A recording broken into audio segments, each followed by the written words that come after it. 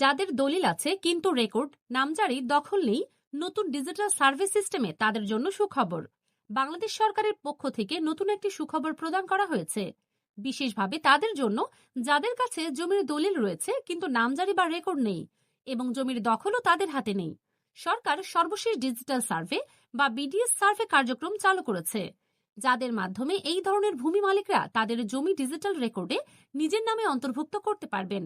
পূর্বে যাদের জমির দলিল ছিল কিন্তু নামজারি বা রেকর্ড ছিল না, তারা তাদের জমির মালিকানা প্রমাণে সমস্যায় পড়তেন। তবে নতুন ডিজিটাল সার্ভে সিস্টেমের আওতায় এই সমস্যা দূর করা হচ্ছে।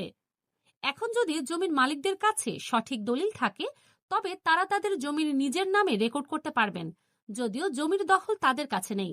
বাংলাদেশ সরকার এই ডিজিটাল সার্ভে কার্যক্রম শুরু করেছে এবং এর মাধ্যমে দেশের ইতিহাসে প্রথমবারের মতো সঠিক এবং দুর্নীতিমুক্ত জমি রেকর্ড নিশ্চিত করা হচ্ছে।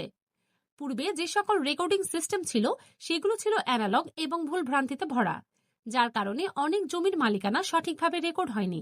বিশেষ করে সিএস, এসএ এবং আরএস রেকর্ডে ভুল ছিল এবং জমির প্রকৃত মালিকরা বঞ্চিত হয়েছিল। তবে নতুন ডিজিটাল সার্ভে সিস্টেমে সমস্ত জমির মালিকদের জন্য সুবিধা রয়েছে।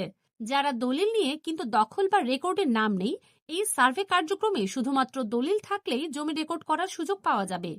সরকার ইতিমধ্যে প্রায় ১,০০০ কোটি টাকা বরাদ্দ করেছে এবং এই রেকর্ডিং কার্যক্রম পরিচালনা করছে দক্ষিণ কোরিয়া ভিত্তিক একটি কোম্পানি। আইনি পরামর্শ বা তথ্য জানতে আমাদের ফলো করুন।